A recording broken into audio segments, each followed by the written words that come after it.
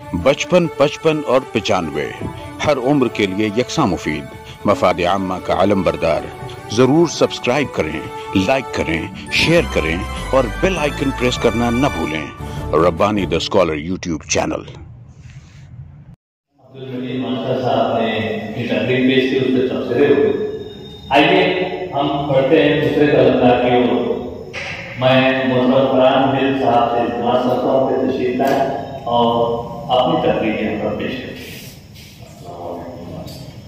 सबसे पहले तो मैं आप लोगों से माफी चाहूँगा कि मेरे दिमाग से बात निकल गई थी ऐसा लिखा है और मुझे जाना है। एक दोस्त के बेटे की शादी थी, वहाँ रुका लिखने के लिए जा रहा था, रास्ते में सर का फोन आया तो मैं बोला मुझे याद आ गया यहाँ फौरन तक मैं आया बाकी के लिए पहले तो माजरत चाहूँगा और एक अफसाना लेकर आपके सामने हाजिर हुआ। ठीक है, आवाज आ रही है? हाँ। अफसाने का उन्वान है संजोगनी। थोड़ा सा तवील अफसाना है और गुजारिश से तो इतनी करूंगा कि थोड़ा सा तवज्जो के साथ सुने। रातियाल करने के सारे लोग आज बड़ी इबादत गाह में मौजूद थे। जश्न का समा जारी था, सारे लोगों के बदन रंगों में डूबे हुए थे। चेहरों पर एक अजीब सा जोश, आंखों में उमंगे और होठों पर दुआएं रखता थी। आज उन्होंने संजीवनी पुत्र वीरा को अपना सरदार बनाया था, जो कि आज सिर्फ 22 साल का हुआ था। मगर ऐसा लगता था कि भगवान ने उसे ज्ञान और बुद्धि 60 सालों की वरदान की। उसका लांबा कद, चौड़ा चगला सीना, कुशादा पेशानी, कानों तक झूलते सुनहरे बाल और रोशन नशीली आंखें और मतानत भरी चाल उसे आम लोगों से मुमताज कर देते थे। मजबूत बाजुओं की बढ़ती हुई मछलियां उभर उभर कर उसकी जवानी और बहादुरी का ऐलान किया करती। वीरा के बाद लाभा की आंखों से खुशी और मां संजीवनी के चेहरे से मताना चला रही थी। लाखा जो कि राठियाल कबीले का काम से किसान था, अपने भाग खुल जाने पर खुले नहीं समा रहा था। किसको पता था कि एक आम किसान का बेटा अपनी सलाहियतों के बल पर इतनी कम उम्र में कबीले का सरदार बन जाएगा। सारे कबीले में संजीवनी और लाखा का सम्मान बढ़ गया था। सारा दिन जश्न मनाया गया। आखिर 2 दिन का उजला चेहरा धीरे धीरे मान पड़ता गया और अंधेरे ने रात की फर्द का ऐलान कर दिया।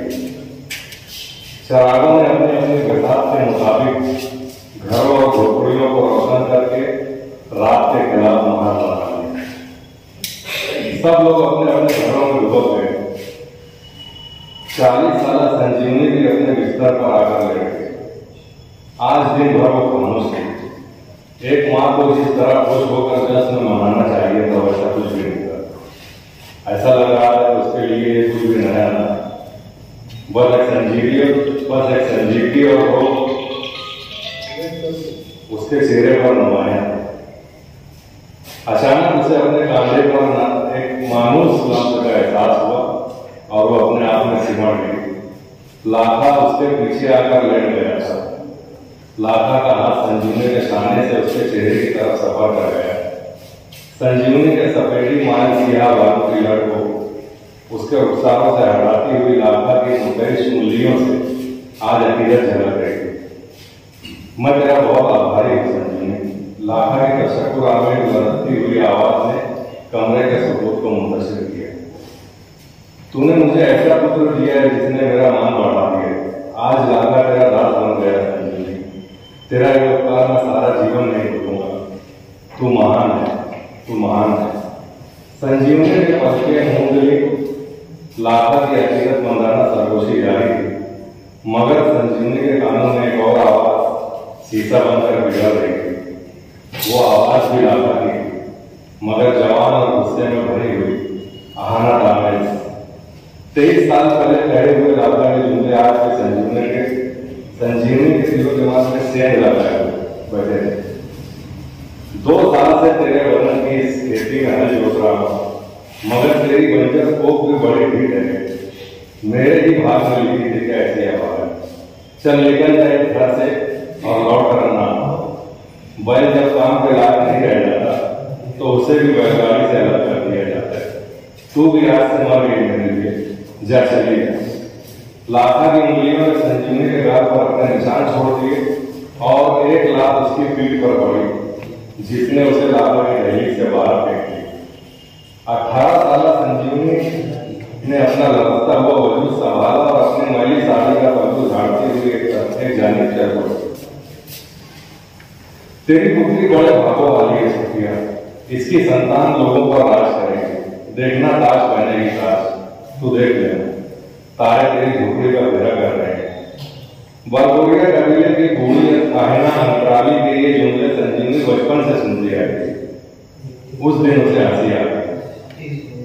अब गांव जाऊंगी तो पूछूंगी अंतराली अम्मा से कि क्यों झूठे सपने दिखाए थे मेरी मां, क्यों किसी के दिल से खेला तो सिर्फ पेट वक्त की सूखी रोटी के बदले। पूछूंगी, अवश्य पूछूंगी। मन ही मन खुदाती संजीवनी बोझल कदमों से अपने गांव की तरफ चल पड़ी। मीलों का फासला कभी पैदल और कभी किसी बैलगाड़ी में तय करती हुई जब वो अपने गांव के पश्चिमी छोर पर पहुंची, तब सूर्य को होते हुए आसमान के किनारे पर डूबता सूरज उसे उदास नजरों से टकराया। गांव की पगडंडी पर चलती हुई संजीवनी के कदम उस घर की तरफ धीरे धीरे बढ़ रहे थे जहां उसका बीमार बाप अपने खराब हालात और बीमारी से लड़ने की तार ना लाकर खटिया पर पड़ा रहता, जहां उसकी माँ वक्त से पहले अपने बुढ़ापे के साथ समझौता करके जैसे तैसे जिंदगी के बोझ को ढो रही थी।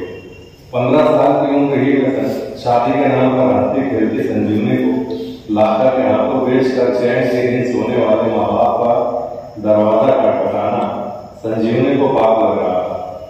उसने एक मायूसी भरी निगाह आसमान पर डाली, जहां रात की काली चादर तार से नजर फैली हुई थी, और जैसे संजीवनी से कह रही थी कि आ जा, इस अंधेरे में समा जा और अपने तमाम कठिनाइयों से मुक्त हो।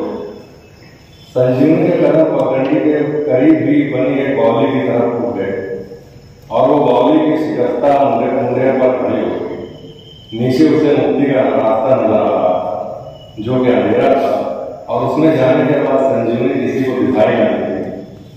धड़कते हुए दिल के साथ संजीवनी ने एक बार फिर आसमान की जानिब नजर उठाई। अचानक उसे रात की उस काली चादर में एक सुराग नजर आया, जिससे रोशनी निकल रही थी।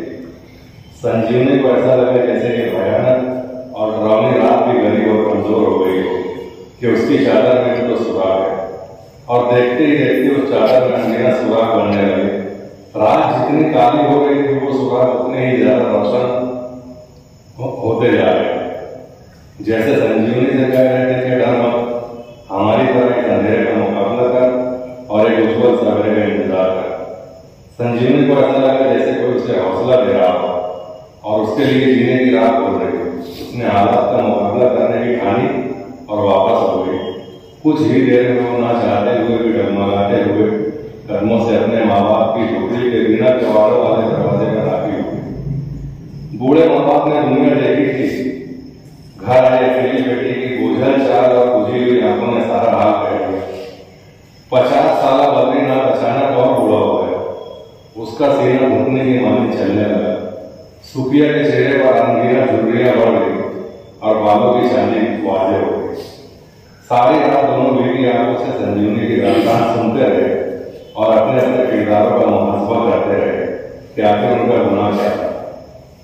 मैं जरा चलने फिरने लगूं तो एक बार राखियाल जाऊंगा और लाखा से बात करूंगा। भागों का लिखा मिटाया नहीं जा सकता, मगर उसे बदलने का संकल्प तो करना होगा। आगे जो ईश्वर की इच्छा होगी। बद्रीनाथ की सांसें फूल रही।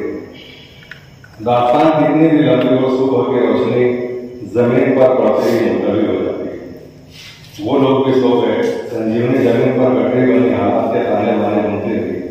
दूसरे दिन तड़के ही सुफिया ने उसे उठाया और अपने साथ गांव के उत्तरी छोर पर बनी एक कुटिया की जानिब चल दी, जहां अंतराली रहती। अंतराली को कबीले के तमाम लोगों ने वैसी ही हालत में देखा था। मुनहनी हड्डियों का एक पिंजर जिसके ऊपरी सिरे पर सफेद बालों की गठरी सी बनाटी रहती थी। काला जवाना जिसम पर झूलता रहता था। अंतराली की उम्र का किसी को पता नहीं था। कोई कहता था 700 साल है, कोई कहता था 1000 साल। सब सुनी सुनाई बातें। गांव के तमाम लोग उसी से अपना मुस्तकबिल पूछते और अपनी परेशानियों का हल मांगते थे। माँ बेटी अंतराली की कुटिया के दरवाजे पर बड़े काले पर्दे के पास पहुंची ही थी कि अंदर से आती हुई एक आवाज ने उन्हें चौंका दिया। आज सुफिया आई, माँ कल से तेरा रास्ता देख रही थी। मुझे पता था तेरी पुत्री के आने का संकेत तारे कल से ही दे रहे थे। देख मेरी कुटिया कैसी महक रही है। अंतराली की बुरी आवाज ने संजीवनी पर सहर का तारी कर दिया और वो जो सोच कर आई थी वो सब उसके मन में दबा रहे। दोनों माँ बेटी कुटिया में लगी हुई। सुफिया ने खाने की छोटी सी पोटली अंतराली के आगे अकीदत से रख दी। आज ये रोटी ले जा सकती है। तेरी पुत्री सोचती है कि मैं इस रोटी के लिए तुम लोगों को मूर्ख बनाऊंगी। चिंता न कर, सोना की भक्ति में तत्पर ही कुंदन हुए। इसके भाग का फैसला जल्द होगा। अभी नैया मझधार में है, या तो उलट जाएगी या पार हो जाएगी। और जहां तक मेरा ज्ञान कहता है नाव तैरेगी और जरूर तैरेगी। जा निश्चिंत हो जा और धीरज रख। बूढ़ी अंतराली ने पलकें मूंद ली और झूमने लगी। संजीवनी ने माँ से खाने की पोटली ली और अपने हाथों से अंतराली के कदमों में रखकर उठ खड़ी हुई। दोनों कुटिया से बाहर आ गए। अरे बाबू मौसी, मंगलवार को चलना है ना, तैयारी कर लो। सवेरे सवेरे निकल जाएंगे। अब के काय हो बकरी है तो। अभी वो माँ बेटी थोड़ी ही दूर चली थी कि दुर्जन की आवाज ने दोनों के कदम रोक लिए। हमने तो 4 बकरी है दुर्जन, और काहे की तैयारी हो गया। बस 2 वक्त का खाना है और सुफिया ने चिल्लाकर कहा। और सुन, अब की बार हमारी संजीवनी भी साथ रहेगी। सुफिया ने संजीवनी को एक नजर देखा और उसके सर पर हाथ फेरा। ये तो बड़ी खुशी की बात है, जरूर चलो, बड़ा मजा आया। दुर्जन ने हाथ लगाई और अपने बैलों की रस्सी को झटका दिया। बैल दौड़ने लगे और गाड़ी अपने पीछे धूल उड़ाती उन दोनों के पास से गुजर गई। संजीवनी ने धूल में हुक्म होते हुए दुर्जन को देखकर एक साथ राह आई। 2 साल पहले दुर्जन की मां ने सुफिया से संजीवनी का हाथ मांगा, मगर बद्रीनाथ ने बताया कि राखियाल कबीले के लाखा नामी किसान का रिश्ता कुछ ही दिनों पहले कबीले के सरदार राजन के तवस्सुल से आया था, जिसे वो कबूल कर चुके हैं और कुछ ही दिनों में वो लोग आने वाले। इस तरह का सपना संजीवनी की आंख में पलने से पहले ही मर गया और दुर्जन मांझे की धूल में गुम हो गया। धीरे धीरे धूल खत्म हुई तो मंजर साफ हो गया। दूर तक एक खाली पगडंडी थी। दुर्जन था न लाखा। अब संजीवनी को सारी जिंदगी इस रास्ते पर अकेले ही चलना था। घर पहुंचकर संजीवनी ने बकरियों को चारा पानी दिया और वहीं आंगन में खटिया डालकर लेट गई। बद्रीनाथ के पास उस वक्त 12 बकरियां थी, जो कबीले के एक बड़े आदमी नरसिम्हा की मिल्कियत थी। कबीले के बड़े बड़े लोगों की बकरियां बद्रीनाथ जैसे छोटे और गरीब लोग पालते और उनसे हासिल होने वाला दूध निकाल कर बेच देते। आमदनी बड़े लोगों को जाती, जिसके एवज वो इन छोटे लोगों को खाने पीने का सामान मुहैया करवाते थे। कहा जाता है कि सदियों पहले बरबरिया कबीले का एक राजा था, बरबरोस, जिसे जानवरों के इख्तिलाफ का शौक था।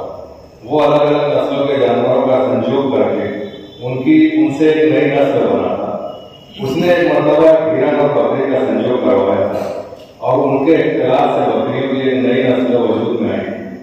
बकरियों की ये नस्ल बहुत कामयाब थी और महंगी कीमत पर मिलती थी, मगर ये कोई आसान काम न था।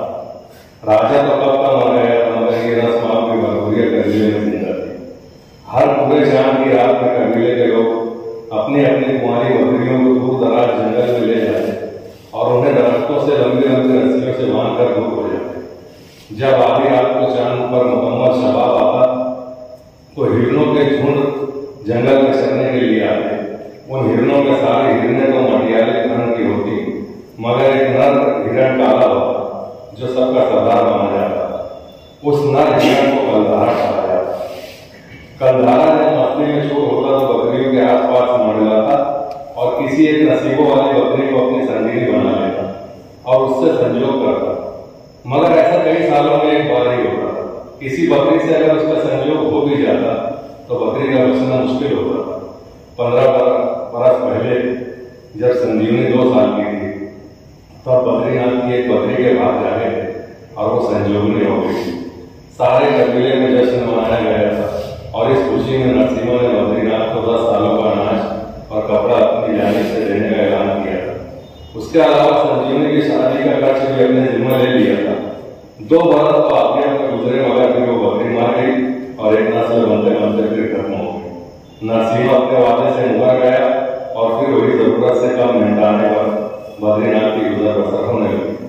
इस संजोग को 15 बरस गुजर गए थे। उसके बाद कुछ वर्षों के वक्फे से कई लोगों की बकरियों के भाग जाए मगर कुछ ही दिनों में वो मर गए। कबीले वाले आज भी हर पूरे शाम की रात अपने मालिकों की बकरियां जंगल में ले जाते और मायूस लौट आते। आने वाले मंगलवार को पूरे शाम की रात थी और इस बार संजीवनी को भी अपनी माँ के साथ जंगल जाना। अब इसकी जिंदगी में कोई और छोर साफ न था। अगर लाखा उसे लेने ना आता तो उसे जिंदगी भर अकेले ही रहना था। रात गहरी हो रही थी। दूर से भेड़ियों के रोने की आवाज दिल को दहला रही थी। संजीवनी घड़िया छोड़कर झोपड़ी में आ गई और अपनी माँ के पैरों से लिपट कर सो गई। घर का इकलौता दिया अपनी मुतहर्रिक आंख से घर के वासियों को तकता रहा, यहाँ तक कि उसके बदन से तेल की आखिरी बूंद भी खत्म हो गई और फिर उसने भी आंखें बंद कर दी। सोमवार की रात आई तो संजीवनी की हालत बड़ी अजीब थी। बद्रीनाथ राजपूत भी बिस्तर से उठ बैठा था। बकरियों को खूब लाड़ प्यार कर रहा था। सुखिया ने संजीवनी के साथ मिलकर 4 कुमारी बकरियों को खूब अच्छी तरह नहलाया धुलाया। उनके बदन पर एक खास तेल से मालिश की जिसमें अंतराली की दी हुई चंदन की एक लकड़ी छोटी सी लकड़ी डूबी रहती थी। संजीवनी ने बकरियों को खूब प्यार किया और दुल्हन की तरह सजाया और इन चारों बकरियों में एक लाल रंग की बड़ी खूबसूरत और चंचल बकरी थी जो इन 3-4 दिनों ही में संजीवनी से काफी घुल मिल गई थी। उसका नाम था रूपाली। संजीवनी ने सारा ध्यान रूपाली पर लगा दिया। उसे खूब सजाया और मन ही मन में भगवान से प्रार्थना करने लगी कि इस बार रूपाली संजीवनी बन जाए ताकि उस घर की किस्मत चमक जाए। रात में सूरज निकलने से बहुत पहले सुखिया संजीवनी के साथ अपने सारा सामान लेकर घर से निकल गई। चारों बकरियां उनके साथ अंधेरे में चल रही। जल्द ही वो लोग अंतराली की कुटिया के पास पहुंच गए जहां गांव के बहुत से लोगों की भीड़ जमा। सबके पास बकरियां थी। सारे लोग अपनी अपनी बकरियों की रस्सी थामे नंबरवार अंतराली की कुटिया की चौखट पर जाते। अंतराली उस बकरी के बदन पर हाथ फेरती और अपना एक मुकद्दस पत्थर उस बकरी के माथे पर लगाती, आंखें मूंद कर कुछ पढ़ती और फिर बकरी को आगे बढ़ा देती। दरअसल वो काले पत्थर से बना हुआ कलधारा हरण का छोटा सा रूप था जो बरगोरिया गठरिया वालों के लिए भगवान का दर्जा रखता था। सूरज निकलने से पहले ये मरहला खत्म हुआ।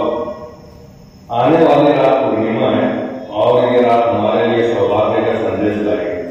संपूर्ण आशा है कि इस रात के बाद आने वाला सवेरा इस कबीले की कठिनाइयों को दूर करेगा। इसलिए अपने मन में आशाओं का दीप जलाए रखना और किसी भी हालत में इसे बुझने न देना। जाओ भगवान सबका भला करे। अंतराली के शहर अंग्रेज आवाज कबीले वालों के कानों से होती हुई उनके दिलों तक पहुंच गई। सब अपनी अपनी बकरियों को बैलगाड़ियों पर चढ़ाकर सफर पर गामजन हो गए। संजीवनी अपनी माँ और 4 बकरियों के साथ दुल्हन की बैलगाड़ी पर बैठ गई जिस पर गांव की 2 औरतें भी अपनी बकरियों और सामान के साथ मौजूद थी। सबका ध्यान अपनी अपनी बकरी पर था और होठों पर बस एक ही प्रार्थना थी कि मेरी किसी एक बकरी का बात खुल जाए। संजीवनी ने रूपाली को गोद में ले रखा था। बार बार नाम आंखों से रूपाली को देखती और सुनती जाती। हे भगवान, अब की बार रूपाली का बात खोल दे। इस बार कृपा करना भगवान, मैं सारे उम्र तेरी आभारी रहूं। एक उपकार हमारे कुटुंब पर भी कर दे। संजीवनी को होठों पर दुआएं मचल रही थी। संजीवनी को ऐसा लग रहा था कि आज रास्ते के पेड़ पौधे और पत्थर तक उसकी प्रार्थना में शामिल है। बैलगाड़ियों का ये काफिला चलता रहा। दोपहर में एक जगह जानवरों को सुस्ताने के लिए गाड़ियों से उतारा गया और इसी बहाने लोगों ने भी कमर सीधी कर ली। एक वक्फे के बाद फिर काफिला चल पड़ा। शाम होते होते वो लोग जंगल के उस हिस्से में पहुंच गए जहां उन्हें रात भर रुकना था। औरतों ने बैलगाड़ियों से झुग्गियों का सामान निकाला और थोड़े थोड़े फासले पर अपनी अपनी झुग्गी बनाने लगी। बकरियों को दरख्तों से बांध दिया गया। दुर्जन बैलगाड़ी से उतरकर एक सीट से चल पड़ा और तमाम बैलगाड़ियां छोड़कर अपनी अपनी सीटों में चल पड़े और अपने मसरफ की जगह ढूंढने लगे। दुर्जन की निगाहें जमीन पर भटक रही थी। अचानक दुर्जन की आंखें चमक उठी। उसने जमीन पर झुककर कुछ उठाया। उसने झुककर जमीन से कुछ उठाया और तेजी से पड़ाव पे जाने दौड़ पड़ा। सुखिया मौसी, देखो अब की बार हमारा नसीब बहुत अच्छा है। देखो हिरनियों की हिरनियां, मैंने वहां बहुत सारे घोड़ों के निशान भी देखे। इसका मतलब ये हुआ कि आज कल हिरनियां उसी जगह पर आवाज है घूमे खाते। चलो कौनों के बोलना मत, चलो ले लो अपनी अपनी बकरियों को। और सुखिया और उसके साथ आने वाली दो औरतों ने अपनी अपनी बकरियों की रस्सियां थामी और दुर्जन के पीछे चल पड़े। संजीवनी ने रुमाली की रस्सी थाम रखी थी। उसके पैर शिद्दत जज्बात से लड़त रहे थे। रखती कहीं थी और पड़ते गए। बकरियों को अलग अलग दरख्तों से कई हाथ लंबी रस्सियों से बांधकर वो लोग वापस अपने पड़ाव के पास आ गए। पड़ाव से बकरियों का फासला काफी था ताकि हिरणों को इंसानों की मौजूदगी का पता न चले और वो आजादी से चल सके। शाम इतनी गहरी हो चुकी थी कि 20 कदम दूर खड़ा आदमी पहचाना न जा सकता था। इन लोगों की झुग्गियां भी एक दूसरे से काफी दूर थी, मगर इतनी कि उन्हें देखा जा सकता। सब ने अपनी अपनी झुग्गी के सामने अलाव रोशन कर लिए। दुर्जन और दूसरे गाड़ी वालों झुग्गियों से दूर बनी झुग्गी के सामने अलाव जलाकर बैठ गए और गप्पे आने लगे। औरतें अपनी अपनी झुग्गियों में घुस गई और प्रार्थना में शामिल हो गई। अंधेरे के साथ साथ रात का सन्नाटा बढ़ता जा रहा था। कभी कभी दुर्जन और उसके साथियों के कहते उभर कर रात के सुकून को चीर देते, मगर फौरन मालूम भी हो जाते, क्योंकि हिरणों के बिगड़ जाने का खतरा भी था। चांद मामूल से बड़ा चमकदार और गोल था। दुर्जन और उसके साथी अलाव पर हाथ सेकते हुए कभी कभी चांद पर भी एक नजर डालते और फिर गुफ्तगू में वैभवमय हो जाते। अचानक बदन घोड़े के टापों की आवाज करने लगी, जो दम बदम करीब आती हुई महसूस हो रही थी। दुर्जन और उसके साथी चौकन्ना होकर खड़े हो गए। संजीवनी भी अपनी झुग्गी के बाहर बने अलाव के पास ही बैठी थी। वो भी बदहवास होकर खड़ी हो गई। बैलों की सवारी करने वालों ने घोड़ा कभी कभी ही देखा। कुछ लोग थे बरमुगे कबीले हुए जिन्होंने घोड़े की सवारी की थी और फख्र से कबीले वालों को अपने घुड़सवारी के किस्से सुनाया करते थे। धमकती हुई जमीन घोड़े के करीब आने का इशारा दे रही थी और फिर चांदनी ने खरीदा होगा। एक घुड़सवार संजीवनी की झुग्गी के पास आकर रुक गया। मकाना बड़े शाहाना अंदाज में वो घोड़े से उतरा और अलाव के पास खड़ा हो गया। संजीवनी घबराकर पीछे हटी और अपनी झुग्गी में घुस गई। दुर्जन दौड़ता हुआ वहां पहुंचा। उसके पीछे दूसरे गाड़ी वाले वहां पहुंचे। कौन? दुर्जन की आवाज में लर्जिश नुमाया थी। वो उस अजनबी के शाहाना लिबास और चाल से मालूम हो गया। गाड़ी वालों के हाथ खुद बंद गए और निगाहें झुक गई। हम जंगल में शिकार खेल रहे थे। मगर एक हिरण का पीछा करते करते रास्ता बचा गए और कब अंधेरा हुआ पता ही न चला। हमारे संगी साथी भी इसी जंगल में। अजनबी अलाव के पास बैठकर अपने हाथ सेकने लगा और अलाव की रोशनी में उसका लिबास चमक रहा। संजीवनी झुग्गी के पर्दे की आड़ से उसे हैरत से तक रही थी। उसका दिल धड़ धड़ की हिम्मत के साथ धड़क रहा था, जैसे अभी बाहर निकल जाएगा। एक अजीब सा सहारा था उसे जिंदगी, मगर संजीवनी मुतवहिश हो रही थी। सांसों पर काबू पाती संजीवनी उसे तक रही थी। हमें यही विश्राम करना होगा, शायद उसने खुद कलामी की थी। आप हमारे साथ वहां चलो, हमारे साथ। दुर्जन ने अपनी झुग्गी की तरफ इशारा किया। अजनबी उठा और संजीवनी की झुग्गी को बगल देखता हुआ घोड़े तक गया। तभी झुग्गी का पर्दा हटा और उसे अलाव की रोशनी में संजीवनी का चेहरा दिखाई दिया। उसकी आंखें कुछ पलों के लिए संजीवनी के चेहरे पर थाम गई। चलो भाई, दुर्जन की आवाज से वो संभल गया और लगाम थाम कर दुर्जन के साथ बोल गया। संजीवनी पर्दे की ओर से उन्हें जाता हुआ देख रही थी। वो लोग अलाव के पास बैठ गए। उस अजनबी ने अपने घोड़े को एक दरख्त से बांधा और उन लोगों के साथ बैठ गए। संजीवनी भी झुग्गी से बाहर आए और अलाव के पास बैठ गए। उसकी निगाहें हमें उस अजनबी के घोड़े से उलझ रही थी। वक्फे से वो अजनबी उन लोगों से बातें करता हुआ संजीवनी को देख रहा था। चांद का सफर जारी था। धीरे धीरे सन्नाटे का राज हो गया। संजीवनी अपने हालात पर सोचती हुई भगवान से प्रार्थना करती रही। संजीवनी अपने हालात पर सोचती हुई भगवान से प्रार्थना कर रही थी। शायद उसकी जिंदगी में सोचने के अलावा कोई काम नहीं था। रात अपने दरमियानी वक्फे में दाखिल हो रही थी। एक एक करके गाड़ी वाले उठते गए और झुग्गी में चले गए। दुर्जन की जमाई लेते हुए गाड़ा। अब अंकल भी नींद आ रही है। सवेरे उठना भी तुमको नींद नहीं आएगा? उसने अजनबी से पूछा। नहीं, आज का दिन हमारे लिए काफी दुविधाजनक रहा है। दिमाग उलझा हुआ है। अजनबी ने अलाव पर कुछ लकड़ियां डालने लगा। अच्छा, जब नींद आए तो अंदर घाट पीछे आ जाएगी। दुर्जन झुग्गी में दाखिल हो गए। संजीवनी की प्रार्थना करते करते होने लगी। बैठे बैठे उसे कब नींद आई पता ही न चला और वो अलाव के पास ही पहुंच गई। अजनबी मुसाफिर भूख जलते हुए अलाव की रोशनी में उस रूप को निहार रहा जिसने पहली ही नजर में उसके दिल में हलचल मचा दी थी। सुंदरता का ये रूप उसने पहली बार देखा था। संजीवनी की मुतवहिश निगाहें उसे बेचैन कर रही थी, जिनमें अजनबियत भी थी और शनासाई थी। मिलन की आस भी थी और बिछड़ने का दुख भी। उसने देखा कि वो सुंदर लड़की अलाव के पास ही बैठी बैठी जमीन पर लुढ़क गई। वो उठा, उसके कदम संजीवनी की तरफ बढ़ने लगे, जो अपनी जिंदगी पर सोचते सोचते नींद की आगोश में जा चुकी। वो नौजवान संजीवनी के पास आकर घुटनों के बल बैठ गया और संजीवनी का रूप निहारने लगा। अलाव की रोशनी में अपने हुस्न की जौलानियों से बेपरवाह संजीवनी जमीन पर पड़ी थी। वो हुस्न की देवी के दर्शन करता रहा और उस हुस्न बेपरवाह की शराब की एक एक बूंद अपनी आंखों के रास्ते दिल में उतारता रहा और फिर उस पर झुक गया। संजीवनी बड़े गौर से दरख्त से बंधी रूपाली को देख रही थी। चांद पर सवाल आया हुआ था। रूपाली की मुतवहिश निगाहें इधर उधर भटक रही थी। अचानक हिरणों का एक झुंड आया। संजीवनी एक झाड़ी की ओर में हो गई। हिरण धीरे धीरे दरख्तों से बंधी बकरियों के करीब आकर चलने लगे और फिर संजीवनी ने उसे देखा। चाल में अजीब सा शहाना अंदाज जो उसे औरत से मुनफरिद कर रहा था। वो मतानत भरी चाल से चलता हुआ रूपाली के पास आया और पास पड़ी घास भराए नाम चढ़ने लगा। कलधारा की आंख बांध देखकर संजीवनी मबहूत होकर रह गई। उसकी आंखों में नशा ही नशा था। जिस्म की बनावट सबसे अलग थी। वो उन तमाम में मुमताज नजर आ रहा था। उसे देखकर रूपाली बिगड़ गई। रस्सी में खिंचाव बढ़ने लगा। वो अपनी बेनियादाना चाल चलता हुआ रूपाली के पास पहुंच गया, जैसे वो उसी की मिल्कियत हो। रूपाली की वहशत में इजाफा हो गया। वो और भी पास आया, यहाँ तक कि उसका मुंह रूपाली के गर्दन से मस होने लगा।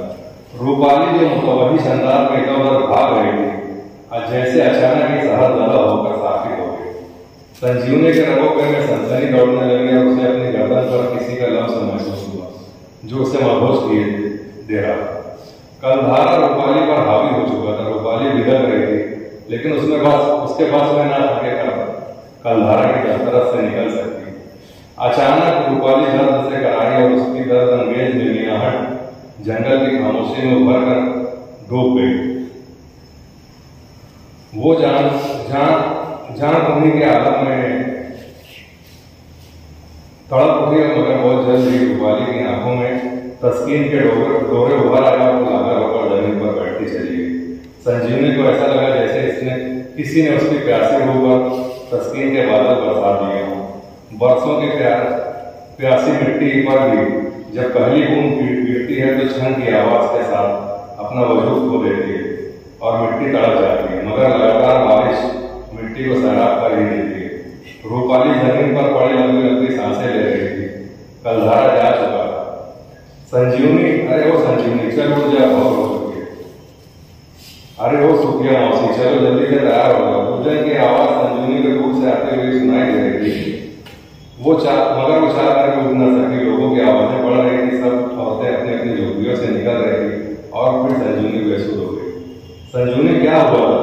सुखिया की आवाज सुनकर संजीवनी ने आंख खोली, मगर उठ न सकी। बाहर सोई थी किसी सांप बिच्छू ने तो नहीं काट ली। इसका वजन तो आग की तरह तपा है। किसी औरत की आवाज आई जो संजीवनी पहचान न सकी और एक बार फिर नींद की आगोश में चली गई। उसकी आंख खुली तो सूरज उसके सामने खड़ा रहा, जिस पर नजरें जमाना मुश्किल था। जमीन रह रही थी।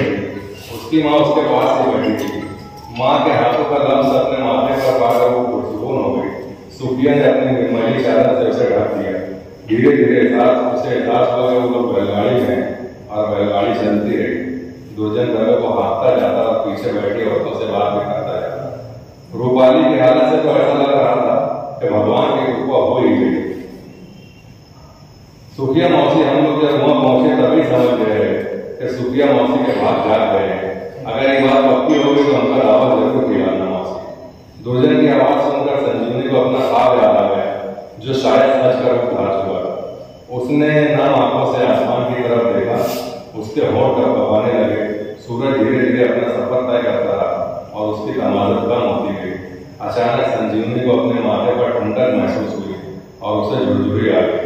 उसने पलकें खोली तो कमजोर सा दिया उसे तक रहा। लेटी रही।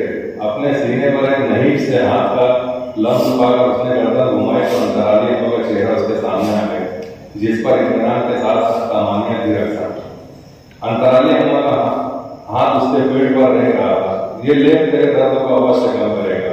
अंतराली अम्मा की आवाज ने उसे बहुत कुछ समझा दिया। वो ख्वाब फिर उसकी निगाहों में रक्षा हो गया जब कलधारा ने उस नौजवान का रूप धार लिया, जिसकी गुर्बत संजीवनी को संसार भी कर रही थी और बेचैन थी, जिसका लफ्ज़ दर्द के साथ सुकून भी दे रहा था।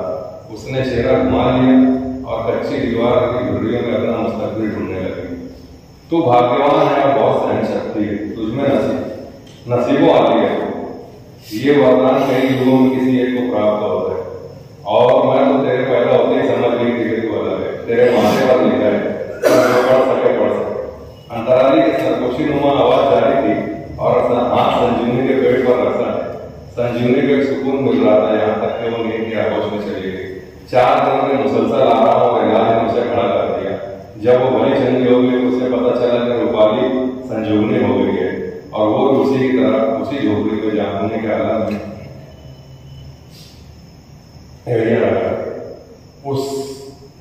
उस संजोग का बोझ रूपाली जैसी आम बकरी के पास का न था, मगर अंतराली लगातार उस पर अमल कर रही थी। 5वें रोज संजीवनी अपनी माँ के साथ घर आ गई, मगर रोजाना रूपाली के देखभाल के लिए जाती। सारे कबीले में रूपाली के संजीवनी होने का चर्चा था। मुबारकबादियों का एक सिलसिला सा चल निकला। बद्रीनाथ अचानक ही अपने कबीले का एक नामवर आदमी बन गया। एक हफ्ते बाद ही बंगोरिया कबीले के साथ सरदार राजा की तरफ से बद्रीनाथ का बुलावा आया। जब वो कई घंटों बाद लौटा तो अपने आप को दुनिया का सबसे भाग्यशाली आदमी समझ रहा था। एक तो रूपाली संजीवनी हो गई थी, जिसकी वजह से नसीमा ने 10 साल का अनाज और कपड़ा अपनी तरफ से देने का फैसला कर लिया था। रूपाली ने उन सबका भाग खोल दिया था। और दूसरे ये कि रूपाली ही के भागों का कारण था कि लाता अपने किए पर शर्मिंदा था और सरदार राजा के यहाँ माफी मांगने आया। उसने वादा किया कि वो संजीवनी को कभी भी किसी किस्म की तकलीफ न देगा। बद्रीनाथ और सुफिया ने भगवान का शुक्र अदा किया और संजीवनी एक बार फिर लाका के साथ राकिया कबीले में आ गई। 9 महीने बाद ही उसने एक बच्चा जाना, जिसके बारे में अंतराली अम्मा का कहना था कि ये राजा बने। बच्चे का नाम वीरा रखा गया और आज वीरा 22 साल बाद अपने कबीले का सरदार बन चुका था। शाहाना चाल कानों तक झूलते हुए बाल, मतानत भरा अंदाज और नशीली आंखों वाला वीरा, जिसे देख लेता तो अपने शहर में झगड़ लेता। तू महान है संजीवनी, तू महान। मैं सारी जिंदगी तेरा आभारी रहूंगा संजीवनी, सारी जिंदगी। लाका की सरगोशी जारी थी और संजीवनी की आंखों से गर्म बूंदे निकलकर उसके रुखसार को कर रहे थे। इस उन्वान से अपना खाना पेश कर रहे थे प्रधानमंत्री साहब। इस पर जो सामान्य तबसरा करना चाहें उन्हें। फरहान साहब ने काफ़ी मेहनत से ये अफसाना लिखा था। तकरीबन 5-7 साल पहले 2015 में हम लोगों का एक व्हाट्सएप ग्रुप था, जिसके एडमिन खुद फरहान साहब थे। वहाँ पर रोजाना तकलीफ पेश होती थी और कलमकार का नाम उस तकलीफ पर नहीं होता। 24 घंटे के अंदर उस पर जितने तबसरे आते थे, फिर उसके बाद एडमिन उस अफसाना नगार का नाम जाहिर कर दिया। तो ऐसे ही जब ये कहानी आई थी तकरीबन 5-6 साल पहले कलमदार व्हाट्सएप ग्रुप पर, तो उस पर बहुत सारे तबसरे हुए थे। बहुत सारे लोगों को पता नहीं था कि ये तहरीर किसकी है। ठीक है, बहुत सारे लोगों ने अंदाजा लगा भी लिया था ये कौन लिख सकते हैं। बहरहाल इस पर मैंने जो तबसरा लिखा था वो ये था कि तवाहुम परस्ती से कोई इत्तेकादी अंधविश्वास अक्ल खैरत से मावरा रस्म और रिवाज की पहलू पर मुश्तमिल प्राचीन भारत की इलाकाई सभ्यताओं को दास्तानी तर्ज पर बयान की गई एक तवील मगर दिलचस्प कहानी है। फनकाराना बुलंदियों को छूती दिलकश मंजर निगारी, जबरदस्त और बाकमाल किरदार निगारी, तहरीरी शक्ल में फिल्म बीवी का मुकम्मल तजुर्बाती एहसास कराती तहरीर। बयानिया में अक्सर और बेशतर फसाद आमेज उर्दू जबान में फलसफियाना और शायराना रंग की खूबसूरत आमेजिश और मुकालमों में प्राचीन आश्चर्यजनक खूबसूरत इख्तिलाफ। बलागत से मुख्तसर मुकालमों बयानिया में कई वाक़यात और जज्बात का मुअस्सर इज़हार, तवालत के बावजूद शुरू से आखिर गज़ल की सलासत और रवानी, लेकिन कहानी को थोड़ा सा मुख्तसर किया जाता तो बेहतर था। मौजू ख्याल नहायत मानी फैज अछूता और दिल को छूता हुआ, ज़बान बयान नहायत कैसा हुआ जो चीख चीख कर अफसाना निगार की इल्मी पुख्तगी हो ज़बान को सलीके से बरतने का ऐलान कर रहे थे। प्राचीन भारत की कबायली ज़बान का मंजा हुआ फनकाराना इस्तेमाल, कदीम तहजीबों, ग्रंथों और मैथोलॉजी फलसफों को, अंधविश्वास व तवाहम परस्ती पर मबनी अजीब व गरीब रस्म व रिवाज को हर दौर में मुख्तलिफ कहानियों, दास्तानों और गाथा की शक्ल में पेश किया जाता रहा है। मिस्री, यूनानी और कदीम हिंदुस्तान की दोमालाई दास्तानें, किरदार और उनके सरअंगेज़ तिलिस्मी माहौल हमेशा से लोगों की तवज्जो के मरकज़ रहे हैं। सही गलत से परे संजोगनी कहानी में भी मर्दाना हाकिमियत व जाह व जलाल पर मबनी सिर्फ नाजुक की अज़ली महकूमी, नारसाई और मज़लूमियत पर मुश्तमिल एक आग से कबीले में जन्मी साधारण से संजीवनी की बांझ कोख से वीरा जैसे खूबसूरत वजीर कसरती बदन के हामिल शहजादे जैसी सूरत वाले सरदार की पैदाइश, और उस पैदाइश के पीछे छुपी एक ऐसी दास्तान के किसी एक रस्म को निभाने व परवान चढ़ाने के दौरान वो वही संजोग का संजीवनी के साथ वक़्फ़ पजीर हो जाना जो बकरियों के साथ हिरनों के इख्तिलाफ से बरबोरिया कबीले में होता रहा। दो मुख्तलिफ नौ जानवरों की इख्तिलाफ से तीसरी नस्ल की खूबसूरत पैदाइश जहाँ कबीले में नहायत अहमियत का मकाम रखती है, बिल्कुल इसी तरह दो मुख्तलिफ तर्ज माशरत में पले आला ज़ात के शहजादे और पसमाना ज़ात की खूबसूरत और दिलकश औरत के ख़्वाब सरअंगेज़ नशीले तलज़्ज़ुज़ आमेज़ संजोग को बहुत ही फनकारी से कलम की खूबसूरत लफ्ज़ों से दर्शाया गया है। फासी कलमकार ने इतनी मारा से खलवत के मनाज़िर का संजोग के कुल्लू को खूबसूरत जज्बात का इज़हार किया है कि इस मंज़र कशी से कहीं भी पास निगारी का इल्ज़ाम नहीं आ सकता। कहानियाँ, दास्तानें, किस्से वगैरह इश्क, रोमांस और जिनसी इख्तिलाफ से भरे पड़े हैं। ऐसी कहानियों में असल से हर तरह के किरदार और जज्बात की अक्कासी की जाती रही है। पंदो नसाए से बहरावर होने के लिए, मुस्तफीज़ होने के लिए अदब में दूसरी सिंफ में मौजूद है। मज़कूरा कहानी एक प्राचीन कबीले की खूबसूरत, हसीन और कमजोर औरत की कहानी है जिसे मर्दाना गलबे के निज़ाम के चलते पहले तो अपने बाप के हुक्म की वजह से दोशीज़गी में दुर्जन के लिए पनपने वाले मोहब्बत के दिलगुदास एहसास को दफन करना पड़ा। फिर एक ऐसे शख्स की साथी बनी जो उस पर जुल्म सितम ढाकर उसे बांझ कहकर जलील किया करता था। फिर कबीले की रस्म को निभाने के दौरान किसी खूबसूरत नौजवान का अचानक वारिद होना और उससे वीरा का करार पाना मैथोलॉजी के मिजाज के मुताबिक भगवान का वरदान था, एक सताई हुई इज्जत की तरसीह हुई संजीवनी के लिए। हमें ऐसे वाक़यात को कहानी और दास्तान के नुक्ते नजर से ही देखना चाहिए। खेत को जोतने में लाखा की नाकामी इसलिए थी कि संजीवनी उसके लिए महज तस्कीन का एक जरिया थी। मुमकिन है कि संजीवनी लाखा के लिए खलवत के लम्हों में वैसी ना रहती जैसा कि लाखा रहता रहा होगा। कुछ सुपुर्दगी, दीवानगी, एक दूसरे के लिए एहतराम आमेज़ मोहब्बत और वारफदगी और एक दूसरे के लिए शदीद चाहत के जज्बात और खूबरू नौजवान के तौलीदी अज्जा यकीनन वीरा की पैदाइश के लिए मुमिद व माविन बने होंगे। इसलिए यहाँ बिल्कुल मुमकिन है कि जो खेती लाखा के लिए बंजर थी वही खेती इस वजीर वर्ग ब्रैकेट में अलामती कलधारा के लिए जरखेज बन गई। किसी कहानी, अफसाने, किस्से या दास्तान में कोई मायूब बात नहीं है कि वो वक्त से पहले टूट गया। इसका इतलाक सस्पेंस कहानियों के लिए ठीक है। संजीवनी कहानी की बुलंद प्लाट, मौजू, तसलसल, रवानी, ख्यालात और वाक़यात का फिक्री बहाव काबिल तारीफ है। इस कहानी से इमे राहत, मुईनुद्दीन नवाब, असलम भाई और तसीम हिजाज़ी की कई कहानियों का अंदाज ज़हन में आने लगता है। एक कामयाब कहानी लिखने पर फरहान साहब को पुरखुलूस दिली मुबारकबाद और मज़ीद अफसाना लिखने के लिए मैं ख्वाहिश हूँ। फरहान साहब से तारुफ के मोहताज हैं, उनकी शायरी से हम लोग महसूस होते रहते हैं मुख्तलिफ ज़राए से। आज पहली बार की ज़बानी मैंने अफसाना सुना, फेसबुक पर पढ़ता रहा। अफसाना तवील होने के बावजूद भी जो है वो सुनने वाले को माथे रखता है, अफसाने की खुसूसियात है। और मेरे ज़हन में पॉइंट किस्से में यहाँ पर बयान करके थे, यानी जो मुख्तलिफ ज़बानों की जो आमेज़िश है, उर्दू ज़बान, हिंदी ज़बान, इलाकाई ज़बान, वो अफसाने को और ज़्यादा जो है दिलचस्प बनाती है और कारी को यानी यहाँ पर जो सामाइन को अपनी तरफ खींचती है। तो बहुत बेहतरीन अफसाना था, उसके लिए मैं आपको बड़ा करता हूँ। तो फरहान से मैं जब भी मिला ये जानता हूँ कि वो शायद बहुत अच्छे हैं, मगर हमेशा मैंने उनसे नस्ल बात की और मुझे खुशी है कि नस्ल में दूसरी मतलब तशरीफ लाए। पहली मतलब उन्होंने हाजिर नहीं हो सका था। ये अफसाना बरसों पहले सुना हुआ है। और इसमें आप देखेंगे ज़बान की बातों में माशाअल्लाह अपनी ज़बान बहुत अच्छी है। किरदार हमारे सामने ऐसे खड़े रहते हैं, किरदार हमारे सामने बातें रहते हैं, इतने फितरी अंदाज से उन्होंने बयान किया है। अगर एक कोई कबीले का सरदार है उसकी ज़बान वैसी रहती है, एक कोई पिछली जात का है तो ज़बान उसकी वैसी है, और तो उसके साथ वाक़या जिस किस्म में वो बयान कर रहे हैं तो वहाँ पर उनकी ज़बान भी वैसी है। ज़बान पर खास तौर पर मुझे जो मौका है, मैं चाहूँगा कि वो नस्ल लिखते रहे, नस्ल पर जुल्म करके खुद पर भी जुल्म न करें। वजह यह है कि ये ज़बान बहुत से लोग ऐसी ज़बान में तरसते हैं और कुदरत ने आपको वलीयत दी तो आप उसका इस्तेमाल करें। मैं आपसे गुजारिश करूँगा मुसलसल लिखें। शायरी तो ऐसा लगता है कि आप पर उतरती चली आती है, थोड़ा सा नस्ल को उतार है ताकि हम लोग उससे फैसला कलंदर ने बनाया था और वहाँ से बहुत सारे कलंदर मसले लिखे। और अगर वो ग्रुप फाल होता, अभी मौजूद है वो ग्रुप, लेकिन वैसा फाल नहीं है जैसा होना चाहिए था, तो आज मतलब होता।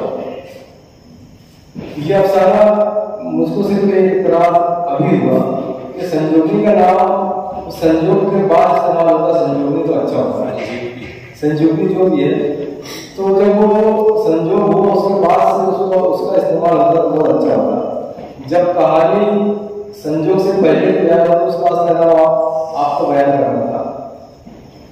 संजीवनी असले में गोटी को बोलते हैं, जड़ी वो संजीवनी और संजोगनी सुनने में एक जैसे है, मानी में कोई उसमें रब्त नहीं। संजीवनी उसका नाम है, संजीवनी किरदार का, वो संजोगनी रूपाली होती है, वो संजोग से। ये मतलब ये तो कोशिश करेंगे नाम थोड़ा सा अलग, वजह ये नहीं होना चाहिए। अफसाना लिखा, अगर अफसाने का बाहर से कोई वजाहत करे तो ये उसकी कमजोरी मानी जाएगी। अफसाने के अंदर से अफसाने को जवाब मिल जाए तो ये उसकी खूबी होगी। अफसाने की अफसाने निकाली मैं बहुत मुबारकबाद देखेंगे और आपका शुक्रगुजार हूं, आपने अच्छा अफसाना है।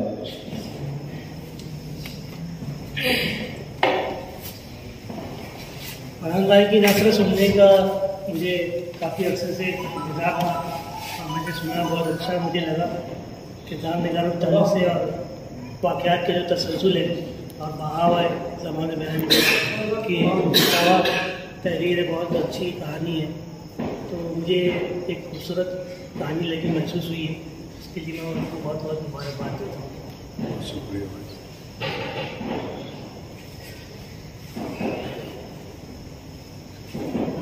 2015, 16, 17 में फरहान साहब मेरे ख्याल से कुछ 8-10 अफसाना सुना चुके हैं इस नशिस्त में, तफसीर अदब की नशिस्तों में। और 40 दिन में 40 अफसाना करते। तो हम लोग दोस्त लोग उनको फरहान दिल नहीं बोलते, फरहान गिल बोलते।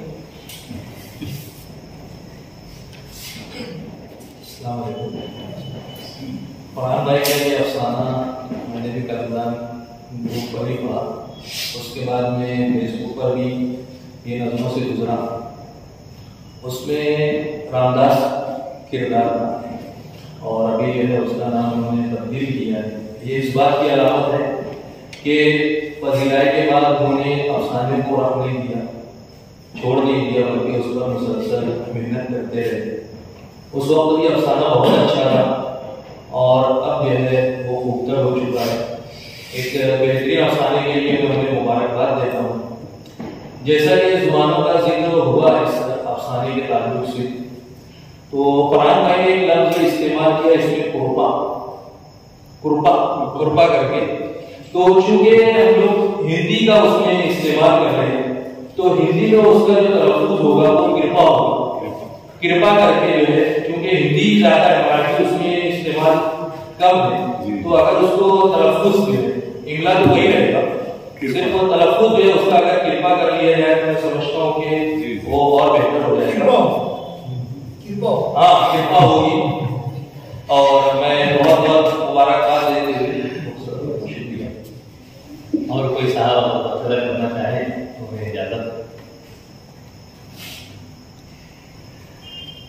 जैसा कि हमने अखबार और सोशल मीडिया के जरिए से ऐलान किया कि आज की नशिस्त अदालत नसीर अदब के सदर मोहतरम साहब से मंसूब मैं इजहार ख्याल करने के लिए मोहतरम इमरान जलील साहब को मदू करता हूँ कि मैं तशरीफ लाए और सदर अदालत नसीर अदब मोहतरम मोहम्मद साहब के ताल्लुक से अपने ख्याल व्यक्त करें। 55, 55 और 95 हर उम्र के लिए यकसा मुफीद मफाद आम्मा का आलम बरदार। जरूर सब्सक्राइब करें, लाइक करें, शेयर करें और बेल आइकन प्रेस करना न भूलें। Rabbani the scholar YouTube channel. Rabbani the scholar YouTube channel इल्मी, अदबी, दीनी, मिल्ली, समाजी, सकाफती, तहजीबी, फलाही, तिब्बी, फ़न्नी, माशी, तिजारती, माशरती, इंतज़ामी, इनकलाबी, तहरीकी, तहकीकी, तकनीकी, तफ्तीशी, तामीरी, तालीमी व मालूमाती यूट्यूब चैनल। ज़रूर सब्सक्राइब करें, लाइक करें, शेयर करें और बेल आइकन प्रेस करें। Rabbani the scholar YouTube channel.